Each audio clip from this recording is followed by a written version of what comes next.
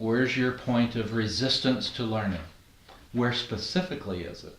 You need a specific example of it.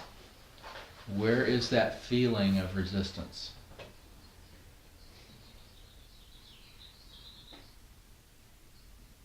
Anybody still trying to find one? Okay. So, the thing about NLP patterns is you really got to get yourself in them. So it doesn't really work if you think about it in a abstract kind of way over there. Works when you put yourself in the experience of it. So specific example, you all have the ability to go back into time and experience something vividly as if you were in it now.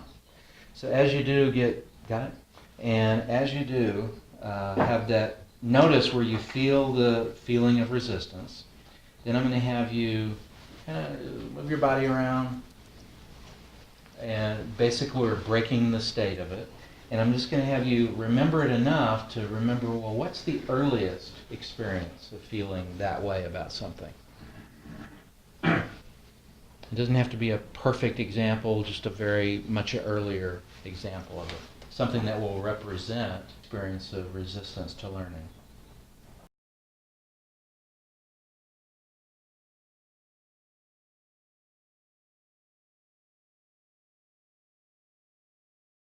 So it was pretty simple. You started with one, you let that one go, you went back to the earliest time you felt that you can remember. Make it up if you have to, but better if it's an actual experience. And while you're experiencing that one, notice where you feel that in your body.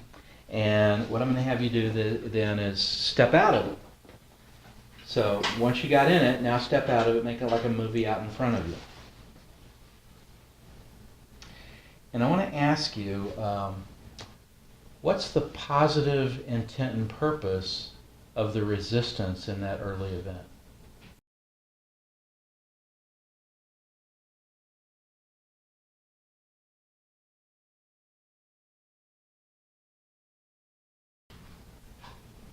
It might have been that I was preserving my independence, or I wanted to make my own choice. I wanted to eat what I wanted to eat.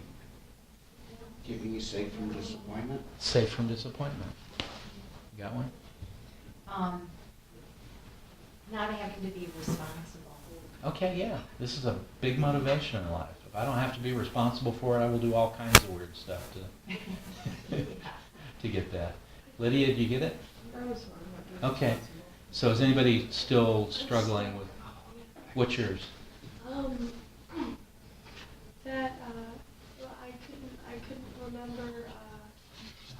It was just about learning. Well, yeah, so where's the resistance to learning? You went back to the earliest example of it. What's it trying to do for you, the resistance? Well, the resistance, I couldn't remember how to spell the word. Okay, you couldn't remember how to spell a word, Yeah. and you didn't want to learn how to do it, so it was trying to, what was that doing for you? I just, Anybody help her out? What do you think it might have been? Maybe making a mistake and failing Yeah, because yeah, you so couldn't that- spell the word, so so- feeling yeah, so- inadequate. Yeah, inadequate, and so people don't notice or whatever. So then I don't want to do it because then I'll be stupid or dumb, or okay. and it could have been any of those. It could have So- even been the opposite. It could have been looking too smart. Yeah, Oh, some people do that. All right, so you got the idea of what we're doing? You got one? Yeah, it was a rebellion to have more fun versus Okay, paying yeah. attention to what somebody else was Yeah, doing. that's a good one. So you got that, you got what the positive intent is. Now, here's the thing. What resources at that age, that younger you didn't have in that moment, that you can see that you either do have now or you think would be a good idea to give to that younger you? Now, get the resource that she or he did not have in that moment. Give the younger you that resource. In fact, you can imagine it like you ran the movie from the beginning to the end. You're standing on the last frame. Now you think of the resource and you're going to give it to the younger you, but you're going to run the movie back from the end really fast backwards, so the colors run together. It's like the frames in a movie, and the voices all go backwards. And you're back at the beginning of the movie just before it starts. Give that younger you the resources he or she didn't have then, and then start the movie over again, this time noticing the changes in that movie as it occurs in a different way than it did the first time.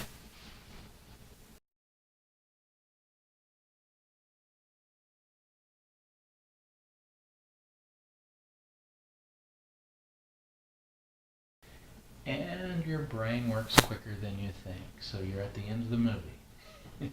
What happened differently? I obtained peace, patience, and understanding. Peace, patience, and understanding. Cool. And if you had had that way back then, what would be different in your life now? Oh, I'd be confident. I'd be I confident. wouldn't second guess myself. Yeah, excellent. And I wonder how quickly that manifests itself now. Mine's sort of the opposite. When I was younger, I could memorize without any difficulty. Right. Rules, whatever. Lately, I went on the spiritual investigation, and I realized the Apostles' Creed is a tradition that goes all the way back to the earliest time of the Catholic Church. So I thought, I'll memorize it. Okay. It's been 5 years I've been able to memorize it. Okay. Those syntaxes don't connect. But with Haven't. mind mapping, I might be able to do more visualization Okay. and attach words to it. Okay. And since it's just imagination anyway, and what if the past was just a myth? The way it occurred may or have happened that way, maybe it didn't. And over time, your brain structures actually shift and change. So you can imagine now where at some point in the past you had applied mind mapping already. So for this one, you need to go into the future a little bit. So now you're in this future where you've already been doing it a while. What's different for you? To me, it's the facility. Yeah. The bucket was bigger. Yeah, okay, well, there you go. And we're suggesting that you can get the way it feels differently and have a bigger bucket as if it was back to the now again. Because you can feel that feeling now that you've created it for yourself and apply it to the present. So you guys following this? And are you doing it for yourself? What happened with yours? Mine was just that I had more patience Yeah. with having to learn things that I really didn't think were important at the time. Okay, And just, yeah. there's certain things that may help you down the road and you don't know it when you're learning. Pick them up anyway. Right. So it doesn't hurt to pick up something even if it makes you a little on edge, because All it right. may be helpful down the road. Yeah, there's even a way you're talking about it Having now a that bigger still has a little edge picture. to it. Having a bigger picture Yeah. of absorbing things and Okay. understanding things that may be uncomfortable to, Yeah. that I'm allowing to In a learn. particular moment. Excellent. Andy? Just feeling better having accomplished it. Cool. Yeah. So you let yourself accomplish them in your memory. Realizing, okay, was able to somehow, some way get through it. So, anybody struggling? You pretty much all did the exercise and so the application of this, you just did a process that if you can change the resistance to learning in some past event, and another past event will be affected by it. So especially if I can get 3 different examples of something, it will begin to generalize to other things. So the expectation is you'll be confronted with situations where you would have been confused or have those old feelings or thoughts, and now that you have this new resources in place, it will all automatically apply itself to the future moment. You'll just find yourself in a situation where it just doesn't occur the way that it always has. So that's pretty good in terms of accelerated learning. You want to set a pattern in place that's a pattern that just allows you to learn things, even if they weren't the things you wanted to learn or didn't understand why you were learning in the beginning. Is part of that pattern, I guess you can call it the state. Yeah. I've noticed, at least with myself and observations, that people who are under stress or turbulence going on just don't learn as effectively. But if you can put yourself in a calm state, Yeah. learning seems to be facilitated or accelerated Yeah. as we're talking. And let's point out that that's the way that it'll work for lots of people, and there are people who actually learn better in more stressful situations. So you get some variation there. So good work with that. Let's take a little break. What do you mean by values? Just what's important to you? What's not doing? Answer that question. All right, so definition of NLP. You're on an airplane. You walk down the aisle. You find your seat, and there's someone sitting right next to your seat that you consider to be attractive, intelligent, somebody you would like to know more about. And you sit down, and they turn to you immediately and say, "What do you do?" And you say, "NLP." And they say, "What's that?" You're going to answer what? It is a way for me to, with myself and with other people, to take and analyze thought patterns and speech patterns and behavior patterns, and to evaluate if I want to keep them that way or if I want to reorganize them into some other way. Okay, good. Next. I usually say it's psychological skills for influencing and understanding people. Okay, I like that. What do you want it to be? I like that. Okay, you really like that person. Next. Anybody else? It's modeling skills of excellence. Modeling skills of excellence. And different techniques that I plan to use in the future to help trauma victims. Okay, excellent. It's enhanced communications. Enhanced communications. Eugene? My answer would probably be a question. Think of a time. Good. Annette? I don't know, because I'm learning all about it. Still learning. So, Okay, haven't formed one yet. it's Marcia? still open. NLP, I would just tell them it's a new attitude and a way of rewiring your brain to get better results. Excellent. Lydia? I should say using their skills to take control of external information, thoughts and beliefs, rather than allowing it to influence you. Yeah. Yeah, by giving choice. Yeah. Good. It's a set of tools and techniques that allows you to reshape your mind and your thought process to more effectively communicate with others. Excellent. Jenny? Tools for mastering your states. Tools for mastering your states. So said it's an effective tool to be a better communicator. Effective tool to be a better communicator. All of those are great examples. Next. It's magic. It's magic. What do you want it to be? Pick a card. Any card. Whatever you think it is. At that time, she says, "Why don't you take a different seat?" So the thing about it is people will ask you what is NLP, and there's not a really good 3-minute. In any 3-minute segment, you're not really going to answer this question, and all of those were good answers. If I tell you, I'll have to kill you. That's a good answer. If I tell you, you'll have to pay me. You'll have to pay me, yeah. Chicago people get. If I tell you, it's $150 an hour. There was something that I remember seeing. I can't remember what it was, but there was a statement made where if there was a 3-minute lecture on what NLP was, he wrote 3 words and that was it. It was experience, something else. Okay, somebody came up with one that was particularly good. Elevator pitch. Kind of an elevator speech kind of thing. So basic idea is until somebody gets an experience of it, they still don't know. It's just words. So Eugene's approach to it, well, remember a time. Remember a specific time. Is the beginning of most NLP patterns in one way or another. You want to get people into the experience of it so you can help them shift or change something. Then they get it at some level where they have it at a tissue level. Otherwise, it's just intellectual. It's why you can't just read about NLP and really get it the way you want to have it. So that there are some things you do want to remember. By the way, did I tell you there was a test at the end of this? We kind of covered it briefly in the little thing about, the test is 137 questions, the written test is. And we'll do it on the last day, and it's not weighted very high in terms of you're being evaluated as a practitioner of NLP.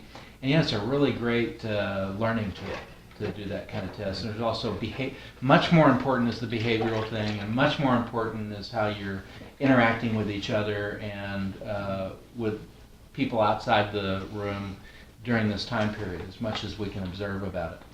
So Richard Bandler's definition, you definitely want to remember. It's a attitude and a methodology, leaving behind a trail of techniques. Now, it doesn't actually say that on page 9, I don't think, but it's Yes, pretty it does. close to Yep. saying that. It says it. So it's it's an attitude and a methodology, leaving behind a trail of techniques. The blank is modeling. Curiosity. Where is it written on? The blank is curiosity, sorry. the blank is modeling. The okay, the Yeah, what blank goes in the is, first blank? The what's the key first one? would be the key. Attitude? Methodology. I don't see it. The attitude is curiosity. Attitude. The methodology. The is methodology. modeling. Now, there's a design principle in there that you may want to pay attention to in terms of answering the questions on the test. That the answer's right there in front of you if you just pay attention to what the clues are. That's right.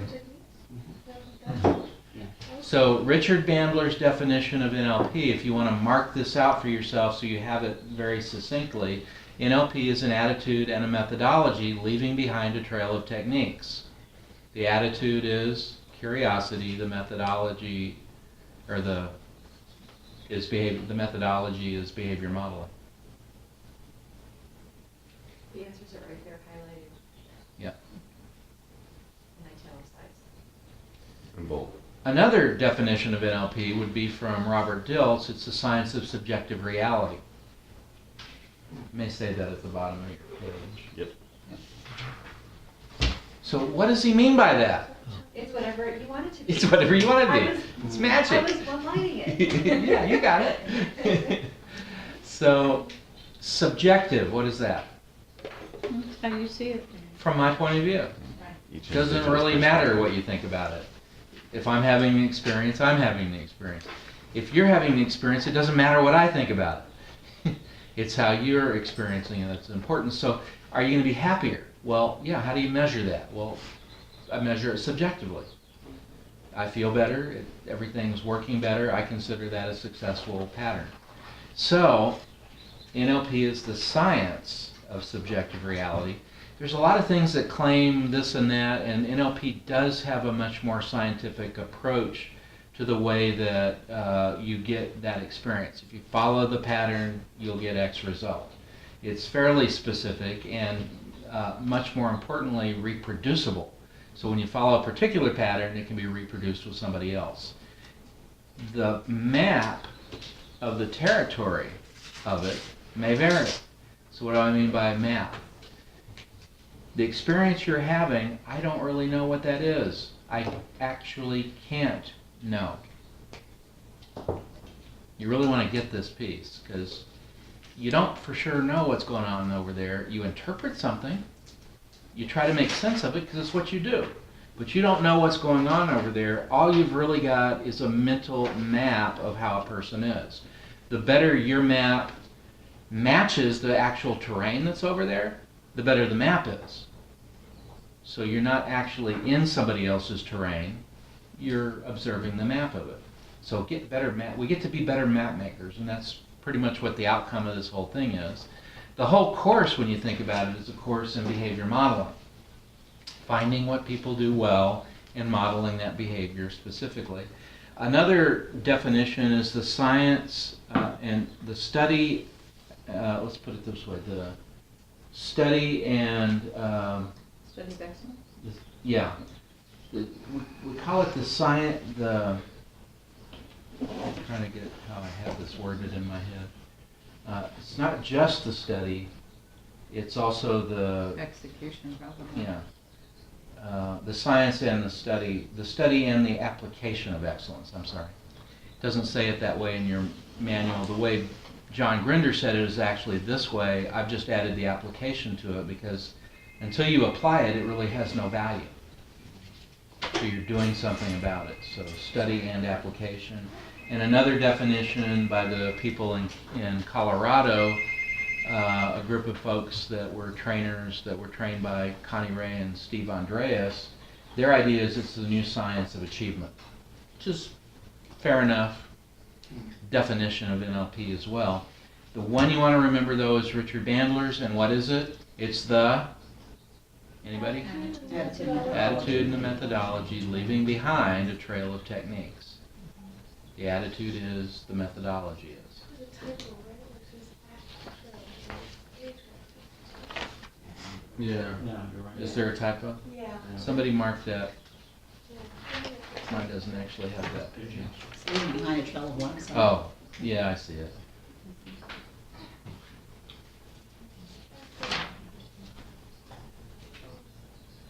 So this will be part of your assignment for the evening is get a couple of definitions of NLP and find somebody you can tell what NLP is. Just get the practice of having this come out of your mouth and formulating in different ways. And then we're going to take a little bit of time working on the presuppositions of NLP. Page 10. And somebody read the What is paragraph. gustatory? Gustatory, is that words? Gustatory is taste.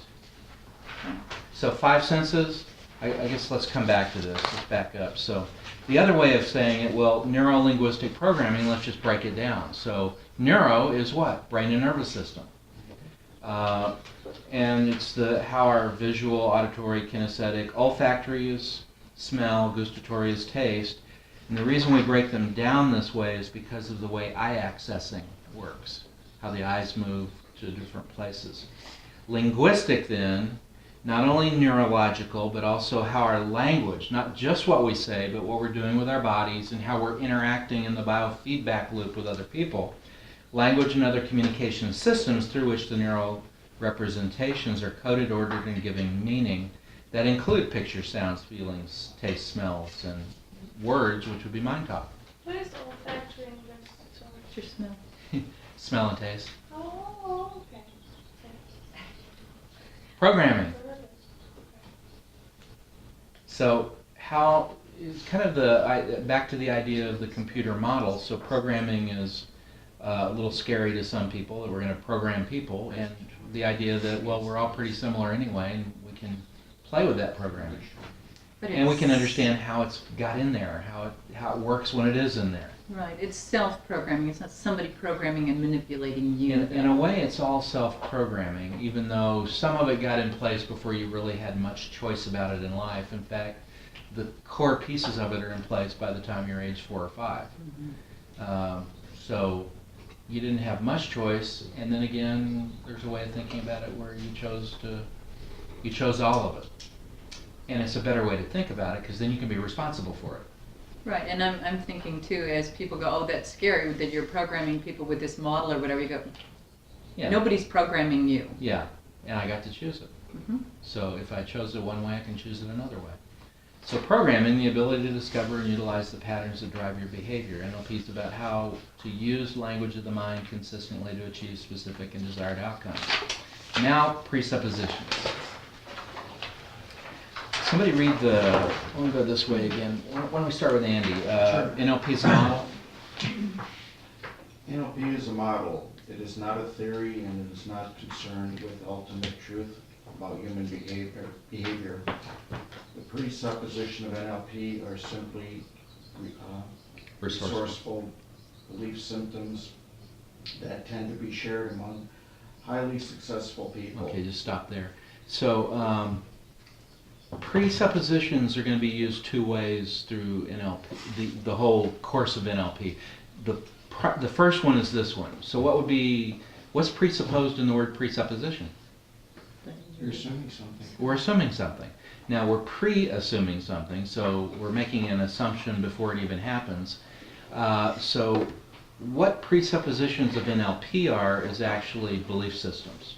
Perceptions. They're about perceptions, they're about the ways we hold it. So technically it's not actually the perceptions, it's the interpretation we make of it. So beliefs are interpretations of something. They're not facts, they're not true one way or the other, and neither are the presuppositions of NLP. So A presupposition is something that must be true in order for the receiver of the message to understand or make sense of the communication. That's the second way presuppositions is going to be used. It's more in the linguistics. So if I tell Andy, as you read the next sentence, we're going to understand some more about what presuppositions are. What's presupposed in the sentence that I just gave? That the next sentence is about presuppositions. And That he's gonna That's read the good, next and that sentence. Andy's going to read it. So those are all presupposed, and our unconscious mind tends to just accept it as true. Now, I just was actually suggesting it. I wasn't necessarily saying that he had to, but as he does, it's already like a given fact. And we tend to just accept those things and not filter much about whether we choose it or not. Does that all make sense? Presuppositions is used in that way as well. So this first one is about the belief systems. Presuppositions of NLP, like act as if, the test of the presuppositions is to act as if they're true. So we're going to go shopping. And I'm going to say, well, here's a jacket that matches your eyes. Try it on. So what I'm going to ask you to do, instead of doing the thing that some of us will do automatically, is to immediately prejudge whether it's something I want or don't want, is to suspend that for just a moment. Get the jacket on first. See if it actually fits and wears and does match with your eyes. If it does and you like it, keep it. But try it on for a while. Wear it for a day or two. We're not saying that you have to have the stuff that we're teaching here. You get to choose about it, and before you choose it not, give yourself a chance to get the meaning behind it and the usefulness of it. What if somebody is still in the stage of creating their beliefs on a certain topic or a certain situation? Then I think you can persuade someone Sure. to go either way. And as a personal preference, I teach NLP with integrity, so that my preference is to give that person choice, so they're actually making the choice. And a lot of this is about persuasion. So yes, you're influencing people, and you're influencing people all the time anyway, so you might as well do it better. In the realm of subjective selling? Yes, in the realm of subjective selling. So what is subjective selling? Similar to what you're describing there, it matches here to try and put a connection there.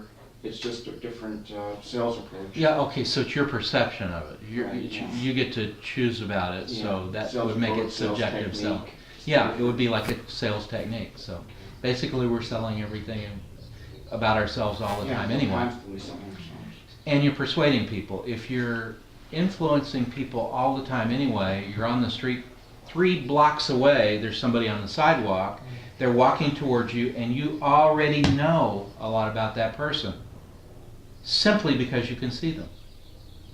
What kinds of things can you know about them?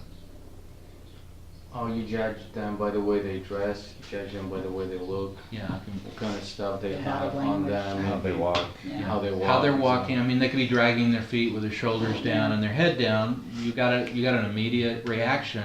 They could have their head up and walking along with a lilt in their step, and you get a different response. Or they can be a little heavy-footed as they walk towards you, and you get a whole different experience of who this might be. And at the moment you're either considering crossing the street, they saw you too, and they crossed the street, they already know something about you. Or they're already making some judgment about you. You can't not influence. But some things we It don't never, know, it it's just doesn't assumption. happen. Say it A again? lot of things are assumption. Absolutely. Okay. We assume all of that. We don't know it. Okay. I'm using the word know, Oh, okay. and at some level we experience it like it's a knowing, Yeah. because we cross the street. Yeah. We change our behavior based on that judgment we make. It's as if it's true. Okay. And you're right, it's still a hallucination that we're making. We just made all that up. And that's the thing about the map. So, we just got the map of somebody. Our map may be good, it may not be a good map. We don't know that yet, and we'll always keep an eye on that as practitioners of NLP. So the presuppositions are simply useful belief systems. As we have studied highly successful people,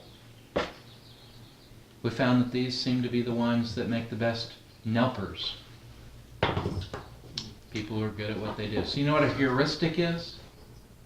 Anybody got an idea what heuristic means? Yeah, it's a rule of thumb. It's like a rule of thumb. So a rule of thumb, if you're going to be a stock market analyst or trader, there's some rules of thumb that are going to make you a better or worse trader. And if you follow your own rules of thumb, as long as those assumptions are good, you're going to be a better trader. So regardless of what expertise you pick, you want to find out what the belief systems are of people who really do that well. And they're the difference between how you get from point A to point B. I'm going to use a word called elegance. Any engineers in the room? What is elegance? A simple solution? A simple solution would be an elegant solution. Yes.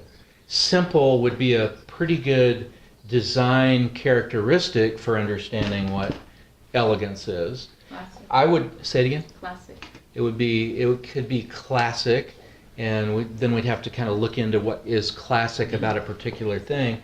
If I look at Hopi jewelry compared to Navajo jewelry tends to be very ornate.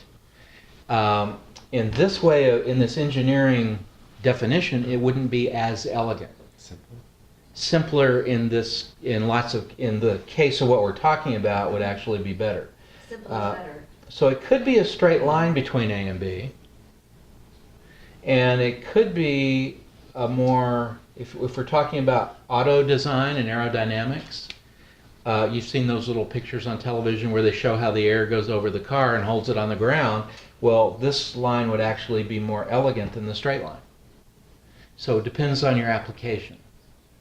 Now, in some application, Navajo jewelry might be considered elegant, but it varies depending on what you're talking about. So elegance is a way in which we start thinking about what we want to accomplish with our NLP work and NLP patterns is, well, somebody comes in and you could spend years trying to take apart who they are, how they operate, what their strategies are, and all of that. And then again, in a short period of time, you could find the models and utilize heuristics that will help you get most quickly to the result or outcome that they say they want. So that would be an elegant solution to it. So, the presuppositions of NLP, we just want to have a discussion about this. So, I think we started that in this time. You want to start, Marcia, reading the first one? Experience has structure. And this actually comes from Robert Dilts. Okay. Every behavior has a positive intent and purpose. We'll start with experience has structure. Oh, I thought you just read it. I did, but read it Then we again. have to discuss. We want to take a little time with it. Okay, experience has structure. So what does that mean? Learn the structure. And so, it's actually a big concept. If your experience has some structure, what does that do for you? You can deconstruct it. You can what? Deconstruct You can it. deconstruct it. What else? Analyze it. You can analyze it. It validates it, that it's put together as some substance from experience, putting it together. Okay, so you can actually get what that structure is and validate. You can, I would say, replicate or reconstruct it. Yeah, you can reconstruct it, because if you can do it once, you can do it another way. We can change the structure. You can mind map it, you can change it. Exactly. So the whole idea that experience has structure means that behavior modeling is possible. Because if I can get the structure of how you do your expertise, I can find out what it is. Simply, elegantly, and put it together in all kinds of ways. So any other thoughts about experience has structure? Any other questions?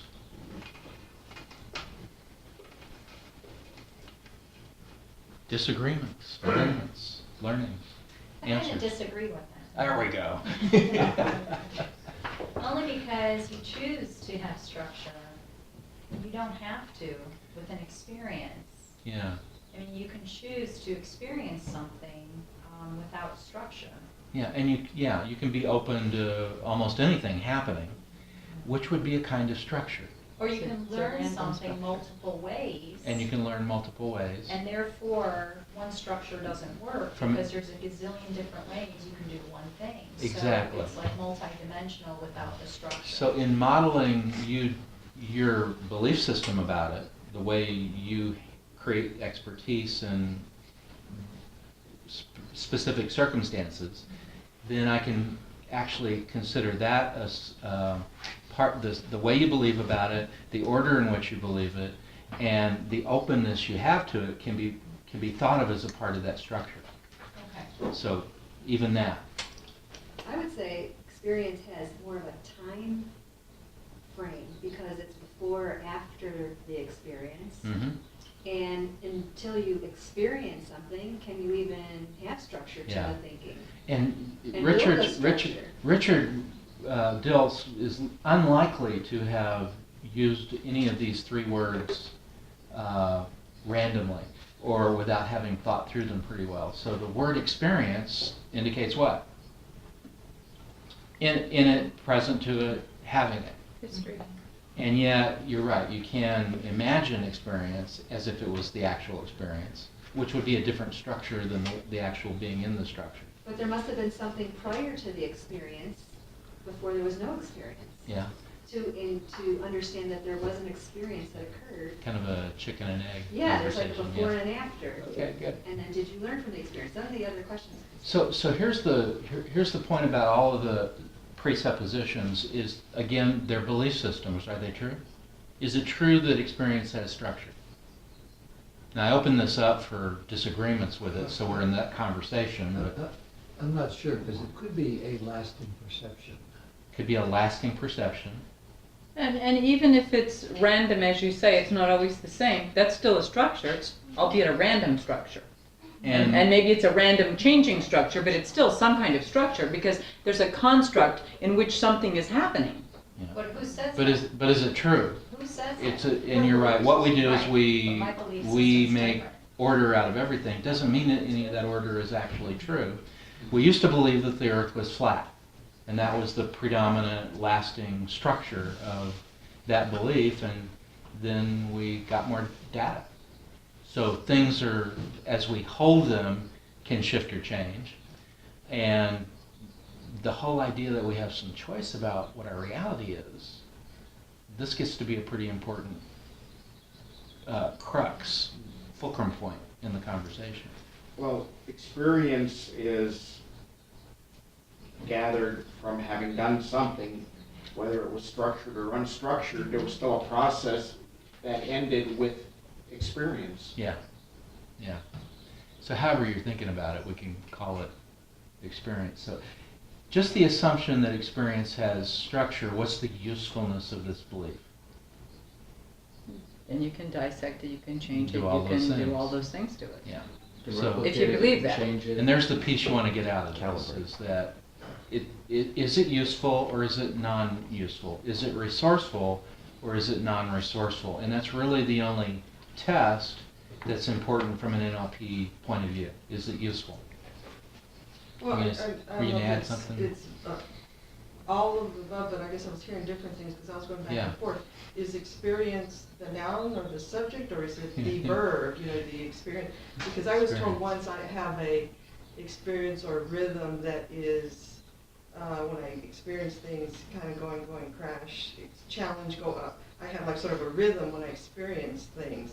And so that's sort of like an internal state Yeah. of how I look at it. And So you're actually is it- pointing to something that's linguistic, that there is a level of experience in the room. Now that experience should be verb, shouldn't it?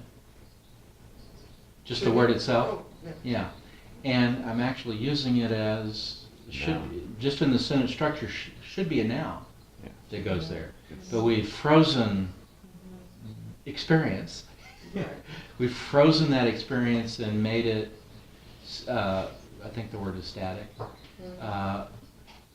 which is an interesting thing that we do. So we actually create language in a room. People are going to still understand what you just said, even though it doesn't actually fit the first rules in English. Now there's more rules, more exceptions to rules.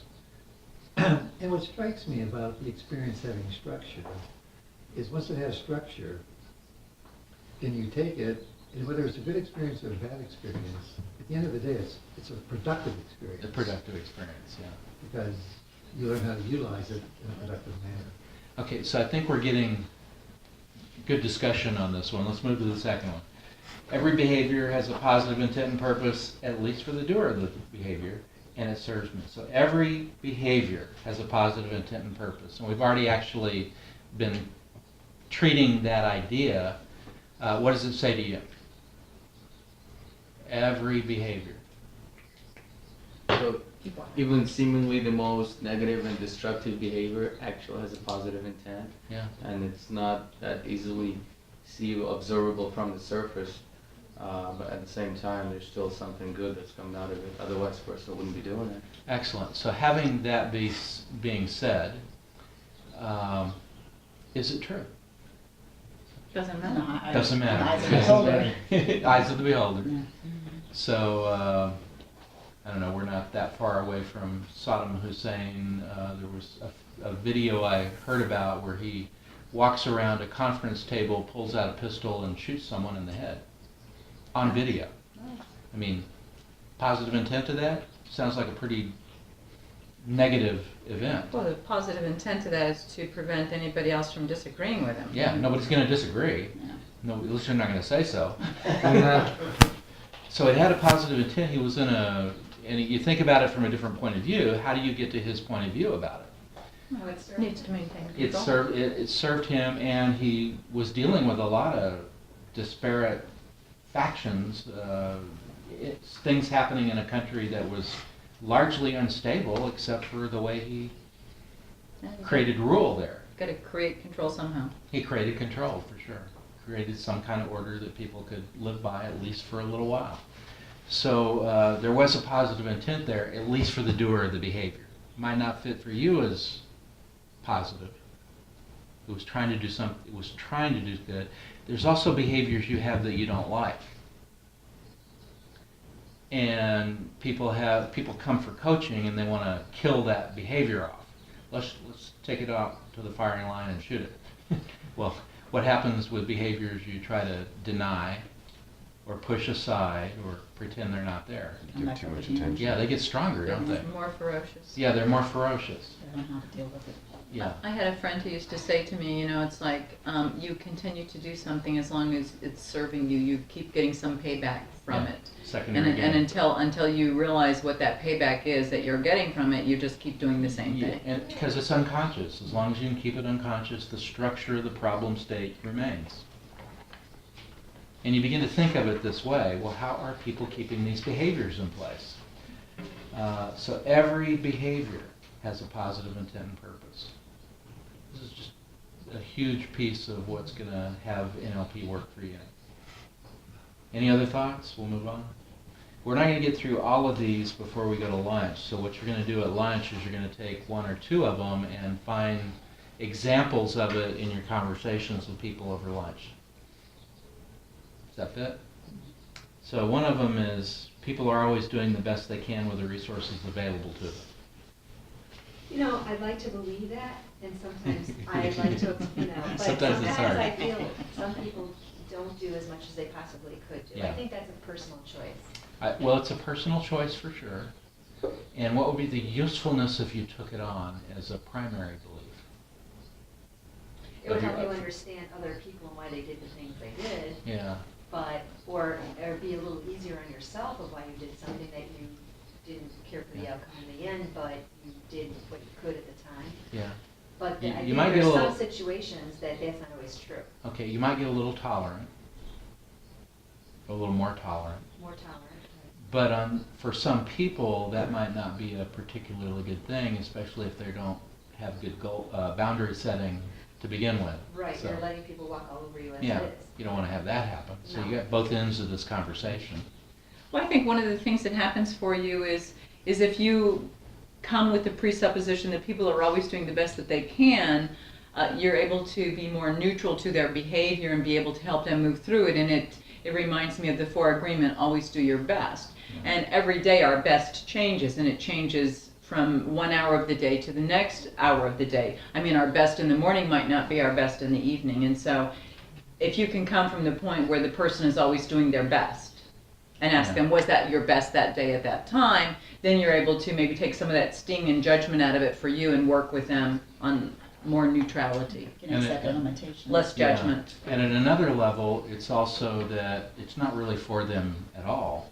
It's really more For about you. what's going to leave you more resourceful.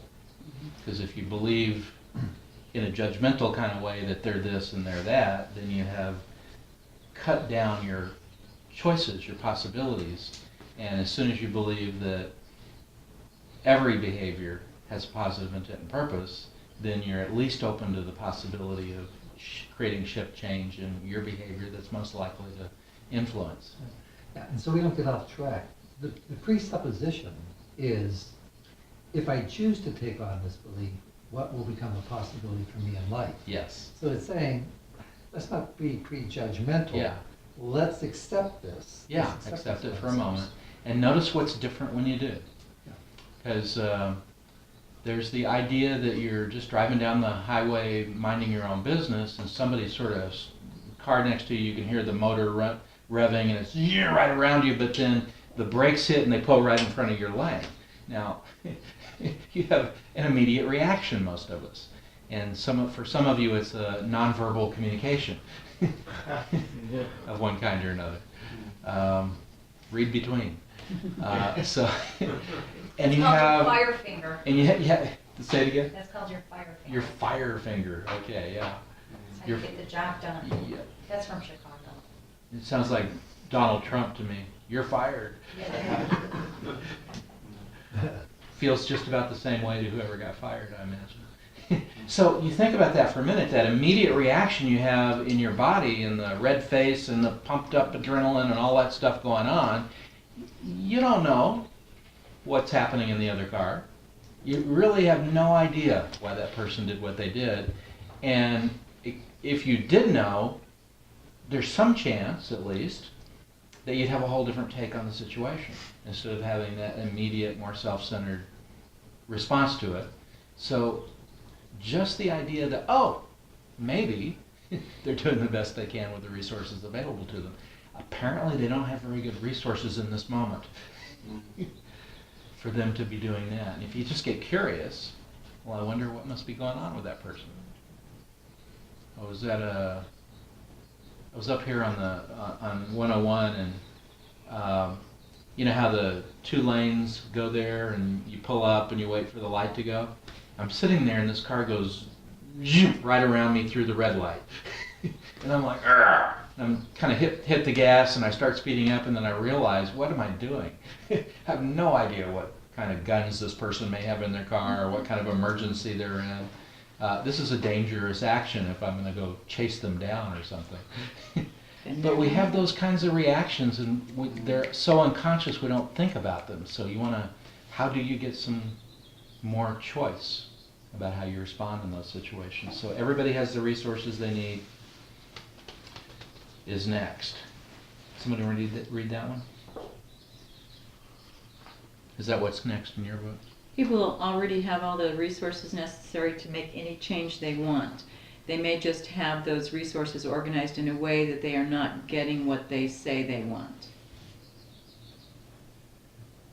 Does that one resonate for you? Pardon me. Somebody say what that means. Well, sometimes we look at people and we go, my gosh, what are they thinking? How did they get to that? And we oftentimes look at the way somebody produces results, and their results methodology to get to that result is so different from what we would have. And sometimes even in work, we expect people to do the same job we do, the same way we do it, when really all that's important is the result and not the process. Yeah. Anything else? This is probably not directly related to this, but maybe indirectly. I've noticed people say things, but they totally are doing the opposite of what they say. Yeah. You know, so We tend to say like 90% of communication is behavior, what you're doing, not what you're saying. Yeah, so that happens. People already have the resources available or necessary to make any change they want. What else will that do for you? If If you believe it for yourself, what does it do for you? Go ahead. It's kind of saying is look, part of what we're doing here at the end of the day is taking these resources and the tools and the techniques and creating a model. Yeah.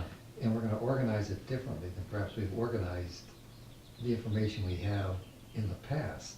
I still think much of what we have is a collection of clutter based on what we've learned, old notions and learning from the past, what we learned when we grew up, and they become kind of solidified. Mhm. We got to let that loose. Yeah. And we have to take Yeah. a fresh approach towards it. Yeah, good. This piece, people have all the resources that are necessary to make any change they want, or to get anything they want, is central to what coaching is. That if I believe, and it distinguishes us from what psychotherapy is, where I went back to college and got a degree in psychology, and I learned a lot about abnormal behavior, very little about what's healthy. And what people who do as professionals in those fields is they diagnose, they prescribe, and they treat. We don't do any of those. We don't give drugs, we don't do any of that stuff. We don't view people as if they're already broken. We view people as if they're already whole, healed, and complete. It's a radically different, basic approach to what we're up to here. And you want to get that idea. Regardless of how crazy the behavior seems, I think we said this before, if you can get to somebody else's point of view, it'll make sense to you. And if it does, experience that structure. You can find out what that structure is and know where to intervene in somebody's system to get them having what they say they want. So they have all the resources to get anything they congruently say they want. Bill, Yeah. wouldn't you say that 3 and 4 totally contradict each other then? Say more. Well, because one's saying they're doing the best they can, the other one is saying they have all the resources they can utilize to change. Okay. So is it contradictory? No, I think what it is it's saying they don't know they have all the resources. We know they have all the resources. Right. And at the time that they're going through that experience, they're doing the best they can because they're not able to tap into Right. the other resources that are available to them that are offline. Yeah. And not available. If my parents were alcoholic and they were really young when I was married and they didn't deal well with children and all of that, I've got a set of resources available to me based on how I grew up that has me lacking resources in lots of situations. So that I'm not getting access to the resources I could be getting access to is different than whether or not they're there. Because I do have some. I just may not be accessing them. And I don't know, you think about all those situations. Ability is state related. If I'm angry, for example, then I've only got access to a certain number of choices in a given situation unless I can break out of the angry state. Does that fit? Well, I So- think what Andrew said was if you kind of remove the focal point and look at the broad picture, you have a lot more available to choose from because you're not so focused on your anger. Yeah. You come from a different view, which is outside of that anger, and then allows you to see things differently. So as soon as I get awareness, yeah, I start making different choices. Correct. As long as I'm in it, then I have a limited set of them.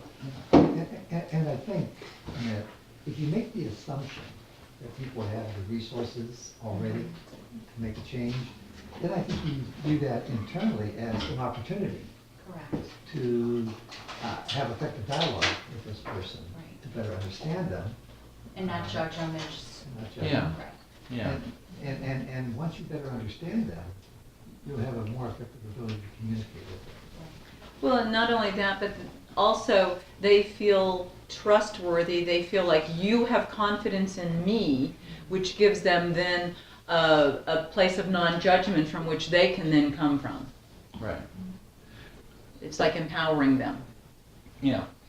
Which is amazingly important, because that's not what they're accustomed to. Right. And which is good, because we want to break the old pattern. Because if we react the same way everybody else reacted in their life, they're going to probably have the same behavior again. Kind of a breakthrough idea. Yeah, it's a breakthrough idea. We're going to do one more and then we'll go to lunch. This next one is largely a corollary to the one before. So if everything's happening perfectly, people aren't broken. So some of these kind of fit or run together with other ones. Is that what yours says? Yeah, it's everything is happening perfectly. People work perfectly, and they have the ability to learn and change. Okay. So useful belief systems. But again, there's been scientific proof about synapses not firing in the brain, and they would have a physical breakdown. They aren't, they have a challenge there, so they're not learning perfectly. Okay. So with the presupposition that everybody's in a healthy state, Yeah. everything's working perfectly. So I think there are exceptions to the rule.